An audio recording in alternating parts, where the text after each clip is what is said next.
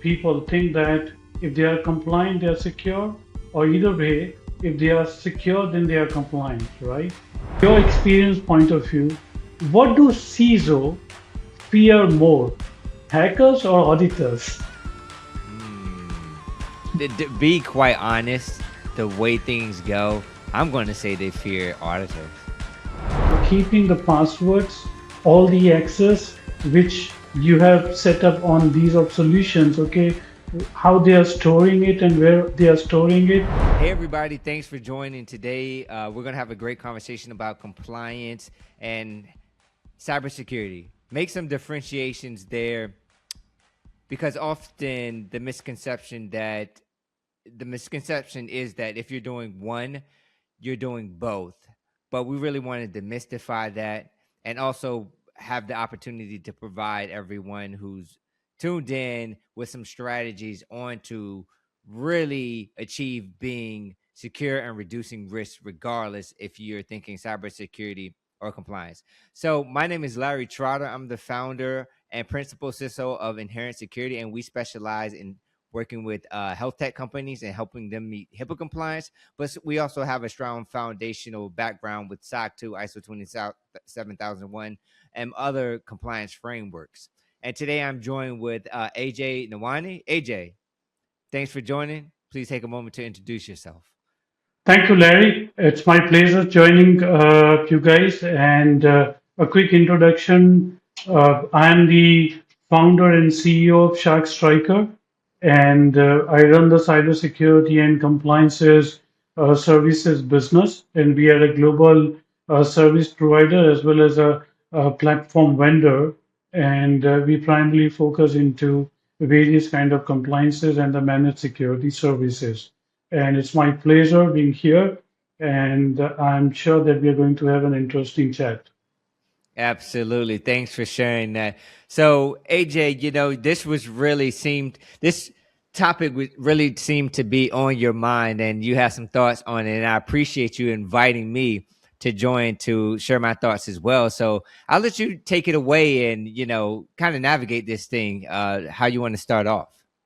Yeah, definitely. So this is a very interesting topic, Larry, because we have been talking to various organizations as well as the service delivery partners, and we talk a lot about the cybersecurity and compliances, and there's an overlap here as well, Right. and there's some kind of gaps because people think that if they are compliant, they are secure, or either way, if they are secure, then they are compliant, right? Okay. Right. So, right. So that's an interesting one. Okay. So the foundational, very core question is that, okay, uh, from your point of view, what's the real difference, okay, between being compliant and being secure, right? What do Oh, you think about it?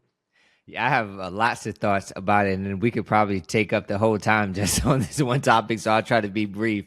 So when we Yeah. talk about compliance, I look at compliance as a starting point for organizations, meaning you might not have a very in-depth knowledge of cybersecurity and putting together a framework, but so compliance provides you with a set of requirements to really help you set that baseline, but it's not the end game. And that's where a lot of the confusion comes in, because depending on what industry you're working with, if we're talking about healthcare and HIPAA, if we're talking about the fintech and PCI DSS, then often the misconception is, okay, once we meet these PCI DSS or HIPAA, that we are secure, but that's not really the case. It's really, again, setting the foundation. And when we talk about cybersecurity, that's when I would say, if you're focused on cybersecurity, your part of your mission, your core values is reducing risk and creating trust, because whatever data that you are managing, you really want to protect that, and you're keeping the patient or consumer in mind. That's the difference. And this is what I will also argue. if you're doing implementing cybersecurity correctly, meaning using a framework, one of the steps is to identify any compliance or regulatory requirements that you need to adhere to, and you incorporate that within the cybersecurity framework. See, that's the difference. Really, when you're coming from the other side of this, from the compliance side, you're really saying, hey, okay, I need to be HIPAA, I need to be DSS, or I need SOC 2. What are the requirements? And you're working with that. You're not essentially using a framework. You're just achieving a set of controls to prove that your operations are functioning in some sort of secure manner. That's great, Larry. I think you made a very interesting point about the following a specific framework, and the Mhm. framework is just the framework just to start with your cybersecurity, maybe the implementation, or you're architecting the cybersecurity for your organization, right? Right, And you're following a specific framework, but that does not mean that, okay, if you are compliant, you are secure, right, right? You are following, but you have to do a little or maybe go beyond than the framework, right? right, So I often see there is a misconception here that the people come and see that, okay, they say that, hey guys, I have recently passed the audit of maybe ISO 27001, okay? And now I'm saying to my management that I'm giving you guarantee that we are now protected from hackers, right? right. So what do you think about that thing? Because the passing an audit is one thing, but staying protected from hacker, that's another thing, right? Right, and you bring up a great point, and we see this often, and we also see it in other cases. We can name numerous companies that are following compliance standards like SOC 2, Change Healthcare. They're one, and I believe they were also focused on what's the other one? The healthcare. Is it? It's not high tech. I forget what it's on the tip of my tongue, but I can't remember. But SOC 2 was one of their compliance frameworks. HIPAA, talking about HIPAA. It's another compliance. It's only focused on healthcare, but you can get certified in it. I can't think of the name. As soon as I get past it, watch me think about it. Yeah, yeah, But yeah, not HIPAA. So they were, SOC 2 was part of their Change Healthcare's cybersecurity program, and we saw what happened to Change Healthcare, the biggest breach in healthcare history, and the biggest breach across all industries. yeah, If you look at it from that standpoint, and what we see with a lot of startups is the whole GRC solutions and saying, hey, this really helps you out with compliance. I call it fast food compliance, right? Because usually they don't hire a CISO, somebody who's really has in-depth knowledge of cybersecurity, but they're working with the engineers or developers to actually maintain that GRC platform. That's another right. case of really just focusing on the compliance side and not cybersecurity. So back to your question, when you say, the one a leadership at a company says, "Hey, we're ISO 27001, we're secure." So it's definitely a false sense of security, and the problem with that is cybersecurity takes it a step forward because it's always evolving. As your product evolves, as the industry evolves, as technology evolves, so should your cybersecurity program. And the goal is to start at point A, but to mature as the business matures. And that's what's really missing from compliance. Now, it does mention it in there, but it's almost like in small fine print. That's in italicized at the bottom on the last page. So it's not really focused on when it comes to maturity. So that's the difference. So when a leader says to his CEO or the senior leadership of his organization that we're ISO 27001 and we're client, it's just a false sense of security because they're not taking into context, again, the business matures, the project matures, and so does our cybersecurity program. That's great, Larry. And we share the same thoughts here because we have seen that the customers are coming or the organizations, they claim on even on their website or maybe their documentation that we are ISO 27001 compliant and we follow all the best security practices mentioned in the compliance framework. Okay. and hence we are secure enough for the organization from the hackers, right?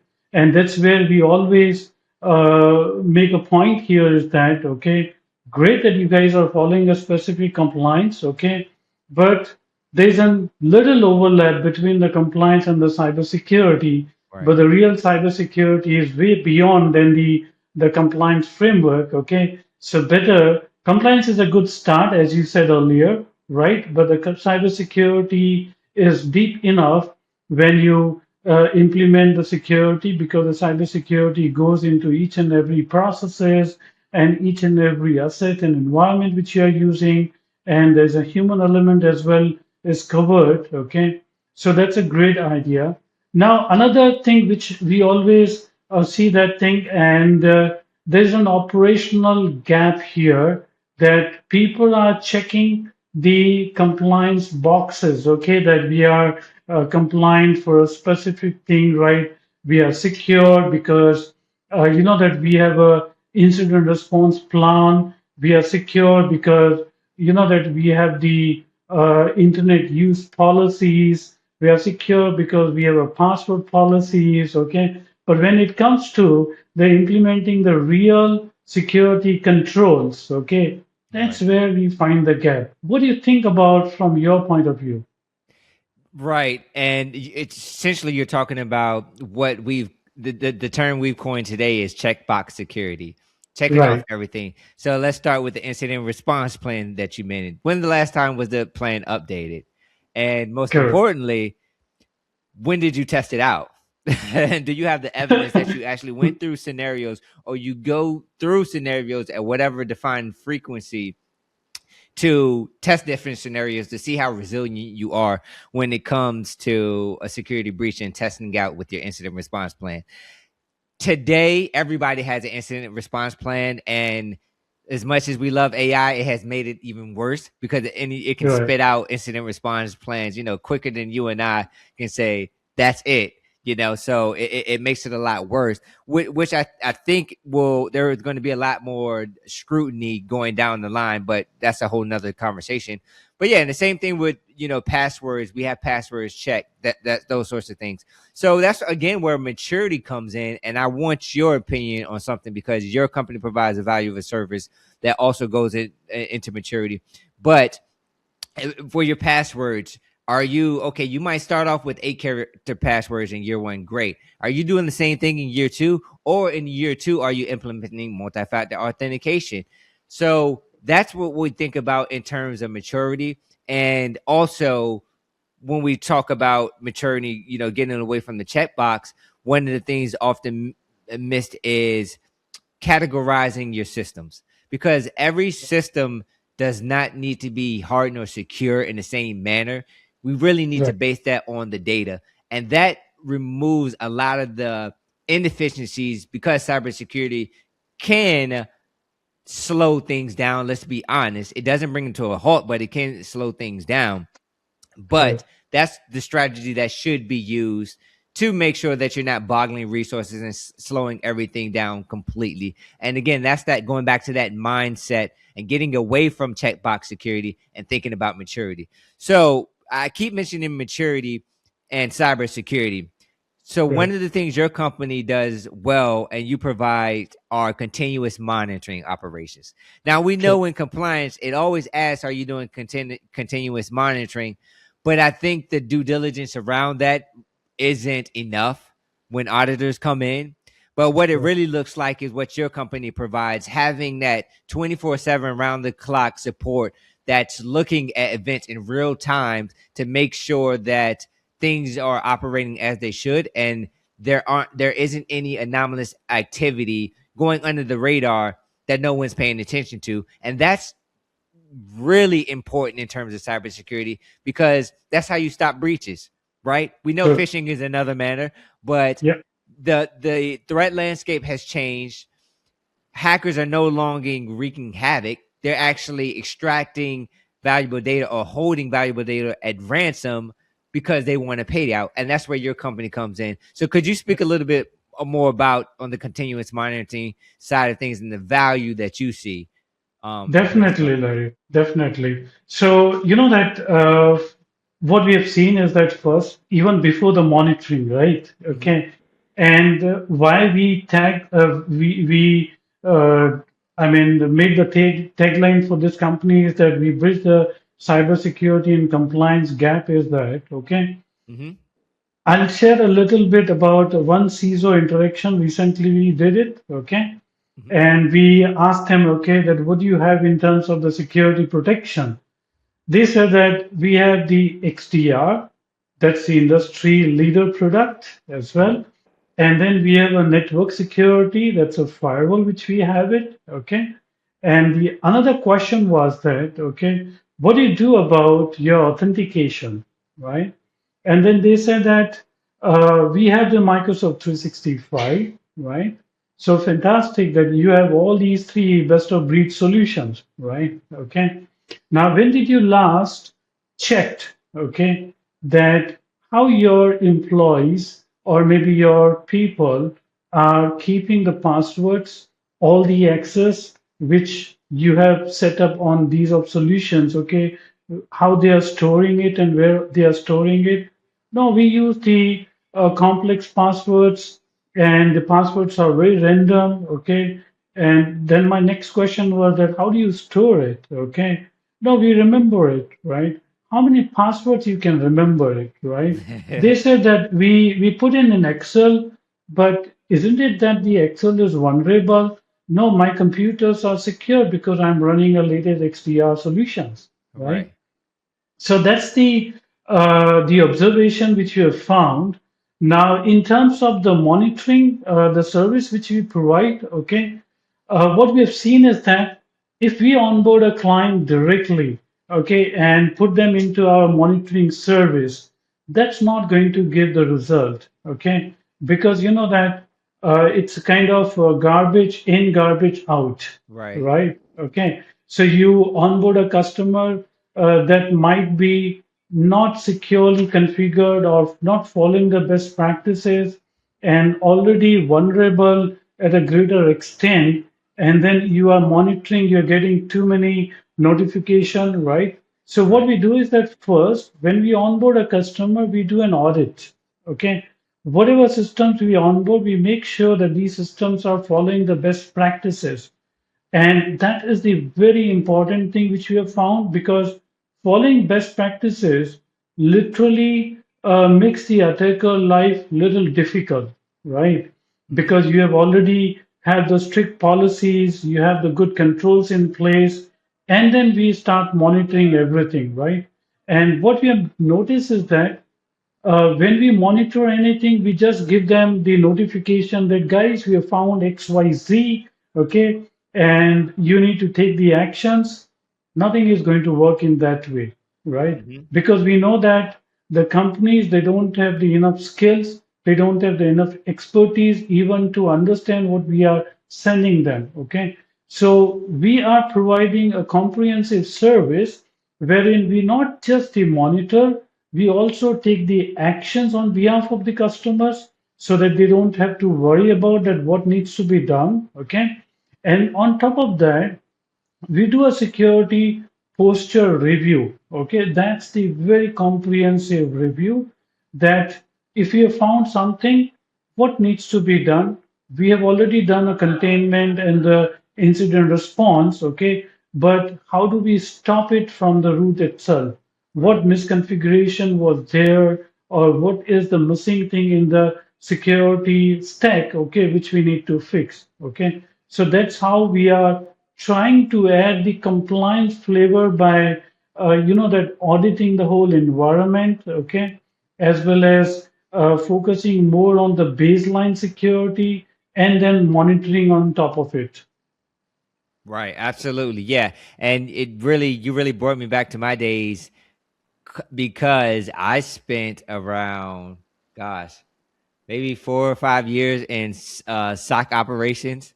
Yeah, so Wow. I was the guy looking at the dashboard, of all these different dashboards, and the Right. learning, and sending for remediation. And I bring it up because you're right; it is a skill. You can't just hand it off to anybody to and expect Sure. them to know how to really do the due diligence and investigate on what happened, and most importantly, like you said, get to the root cause of it. Because if you don't, if we're just banging out tickets and closing them, we're essentially playing whack-a-mole, right? We whack one mode, then the next one pops up, we're whacking that one because we're not really getting to the root cause. So you really bring up a good point in that. And something also that goes hand in hand with that you guys offer as well is penetration testing, right? Right.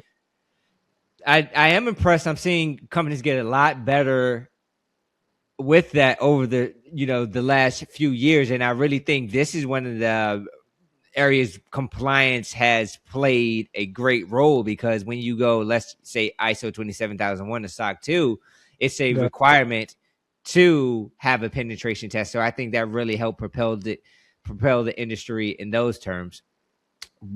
Let me ask you a question.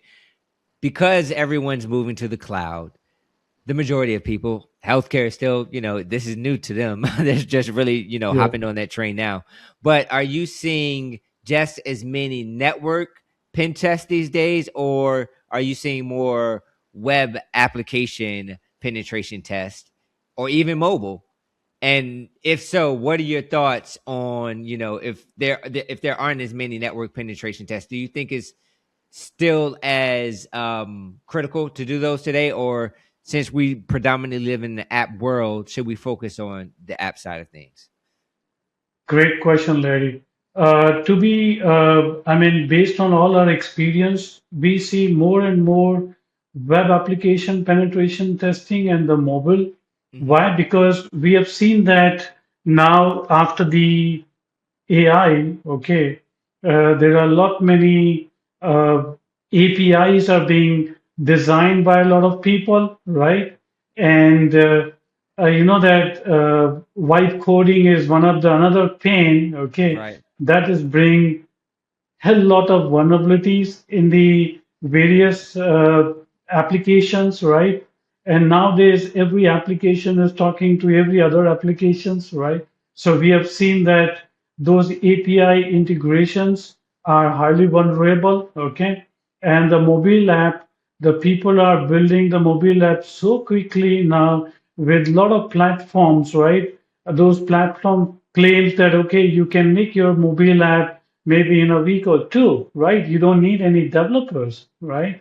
And they give you a kind of templates, okay? And we have seen the set of templated vulnerabilities coming out of those mobile apps, right? Right. Yeah. And so that is increasing. And after the AI, okay, what we have seen is that the codes are becoming so vulnerable, Right. okay, because you know that earlier there used to be the entire SDLC process Right. people used to follow while building up the websites or the applications or the API stack and all. Now everybody is jumping on the cloud or any kind of AI interface, and they are getting the applications and APIs written so quickly, and they say, here you go, see the things now working very fast. Okay. Right. So you know that there's a saying which we say in our cybersecurity world, okay, AI is becoming faster and it is making the attack surface or the expanding the attack surface so fast, Right. right? Right. So that's our experience so far. Right. And what about the network side of things? So I'm assuming, since you're seeing an uptick in the app and API side of things, that on the Right. network side of things, uh, people aren't really doing as much penetration testing on that anymore. And do you think that's a weakness, or you think it's a nice to have in today's world? It is equally important because you know that the network penetration testing is why it is important, because we have seen that so many networks are, they're blindly trusted, Mm-hmm. right? And if I focus on the zero trust environment, right? Okay, wherein the days are gone when you used to trust the IP addresses, Right. right? You used to trust a specific zone or specific subnet, right? Right. Okay. Now these are not the days right now, because even you cannot trust one particular endpoint within the network. So the network penetration testing reveals what is open in your network and who can talk to whom. Right. Right. Okay. That's the most important thing, right? Today, you might not see some vulnerabilities, but the access which is open is also critical thing because tomorrow you might have a supply chain attack. You have maybe seen that the supply chain attack in the Python libraries or NPMs. Okay. Nowadays, these are quickly happening, right? Right. Okay, quickly open source libraries are becoming the supply chain attack point. Okay, and the network vulnerabilities reveals that if you block the certain endpoints, okay, and allow only what you want to allow, and specific ports, specific networks, okay, that's very very important, right? Right. Because I personally find is that network has a different value, web has a different value. Nobody can replace each other. Web finds a different set of vulnerabilities, and network reveals something very different which web cannot reveal. Right. Right? Exactly. Yeah, Yeah. Absolutely. Yeah. Thanks for clearing that up. Yeah. yeah, Absolutely. I agree with you 100%. great. And Larry, there's one more question is that very interesting question is that from your experience point of view, what do CISO fear more, hackers or auditors? Hmm. To be quite honest, the way things go, I'm going to say they fear auditors. Everything is compliance forward, if you will, today. It's all everything is about compliance, and it's all making sure that we are in compliant. And let me tell you why: because deals are on the line. You mentioned a Right, few things in your last comment about supply, about network penetration testing. A web app is the supply chain. Supply chain has risen to the top three causes of breaches and really rising in healthcare as a cause of breaches nowadays. So why do I mention that? Because to close a deal with your prospect, what do they usually come back and say? You go. They put you through a security review, and you're filling out the questionnaire. And one of those questions are always, "Are you SOC 2 compliant? If not, when are you going to be compliant?" So then that forces the supplier, that CISO, to say, "Okay, what do we have to do to get this company SOC 2 compliant?" And I feel like that's where the buck stops. That's what's really is causing the cycle that we're seeing. And you get into compliance, and because it's security focused, then the assumption is, as you mentioned earlier, that that leader, that CISO, will go to his executive team and say, "Guys, we are ISO 27001 over SOC 2, and we're secure now. Everybody can rest easy." And that's the right, problem. So that's why I say CISOs today, the majority of CISOs are more scared of the auditors than they actually are the hackers. Now, there are very few like myself that focus more on the hackers because it goes back to building a cybersecurity program, as I mentioned before when we talked about the difference between cybersecurity and compliance. When I can tell you, when you're building a cybersecurity program and you're doing it the correct way using a framework, you're going to already achieve compliance. So exactly. you don't really have to worry about that. And you're doing when you're doing it from that standpoint, you're taking more steps to reduce the risk or the likelihood that an attacker is going to breach your organization versus the other way when you're like, oh, we have to close the deal, oh, we have to get compliance, okay guys, we've done everything, we're good. You see the difference in mindset here, and how from coming from that standpoint that you're more likely to be breached by a hacker. What do you think? Exactly. No, you made a real good point here. I think it's a mindset shift which is needed, right? Rather than prioritizing the auditor, prioritize the framework which you are implementing, because ultimately every organization needs a brand protection, right? Right. protecting the business, protecting the customers. And we are in the world of data, right? And we keep hearing the data is the next oil, right? Right. And if you're not protecting your data, that means somewhere you are anyway breaching all the compliances, right? Right. So There you go. focus more Yeah. on the, yeah. So focus more on the compliances, and you made the right point that focus more on the protecting your data, protecting your the assets. Okay, so you are anyway going to follow some other framework, so you are in a way achieving the compliance, right? So that's an indirect benefit. So the priority should be uh, protecting the data and achieving the compliance is secondary thing, right? Exactly. So 100%.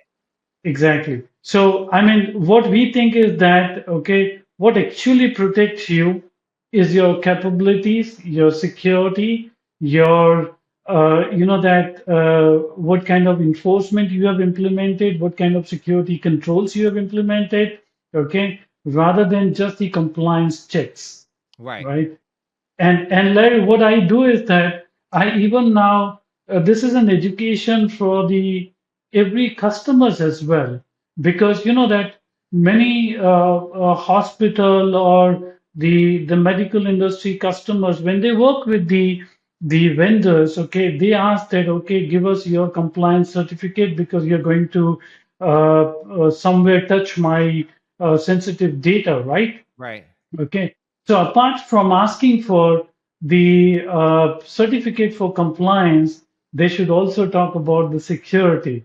That prove me how much you are secure, right? Not Right. how much you are compliant, right? Right. Exactly.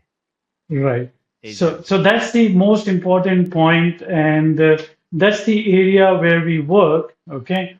And just the last question, Larry, from my side is that okay, and that's a very interesting thing. Okay, when the organizations okay follow multiple compliances, okay, Hmm. and the multi framework fatigues, okay, what do you think?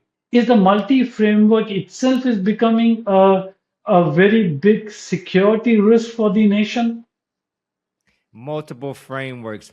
So when you say multiple frameworks, are we talking about or multiple compliances? Are we talking about like SOC 2, ISO 27001? Can you Exactly, so exactly. if so you're saying if an organization has to adhere to achieve more than one compliance framework, you're saying is Right, it messy, creating a mess?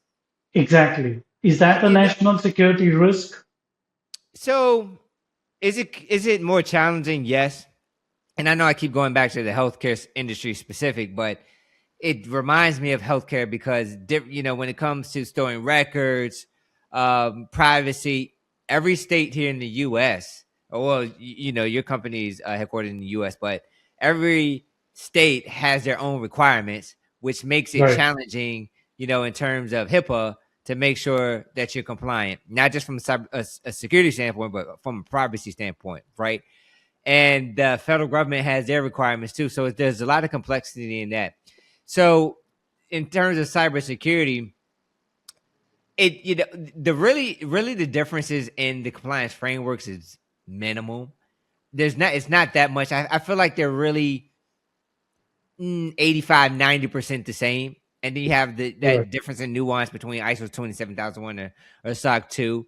So it's not really, it might be complex to someone who's not as familiar, but someone like myself who's, been doing this for like, I don't know, over 18 years is, pretty straightforward to me. But what I would suggest is what we've been talking about all along. If you start from a cybersecurity perspective and build a cybersecurity program, you're already going to meet the majority of that stuff anyway. true. That's true. So that's your simplification right there. And the challenges organizations are going to have is if you don't have that expertise in house, it's going to be more complex than it has to be because as Right, you know what we're seeing today is when it comes to security, organizations majority are focused on are leveraging their developers or their engineers to manage the security aspect. of things, and that's what makes it more complex because they're not experts and they shouldn't be. Right. No, that's very interesting take on this thing. So I think the key gaps, I think the points which we have discussed, if I have to summarize into four different types of gaps, okay, the one is the scoping gap, okay, because the compliance covers specific frameworks and the security addresses the evolving threats. Those are the beyond the scopes, okay. Mhm. And what I think is the timeline gap is also very important because the audits are point in time, whereas the threats are continuous and adaptive, Right. right?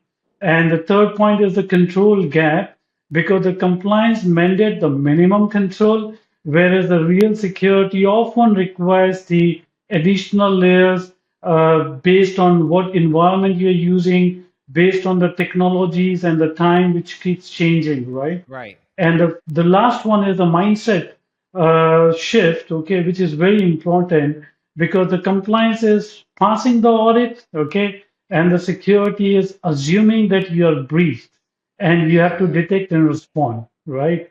So that's what I feel the gap between these two, right? Absolutely. I agree. I couldn't have said it any better, AJ. Great. Awesome, Larry. I think it was a great chat, and thank you for sharing your thoughts as well. And I think this will help somewhere the industry also to realize the sooner the better it would be the difference between the compliant and the being secure. Absolutely. And for everybody watching, we appreciate it. And AJ, how can people find you? If they need help with, some of the services that you provide with continuous monitoring, the compliance, the penetration testing, how can they find your company?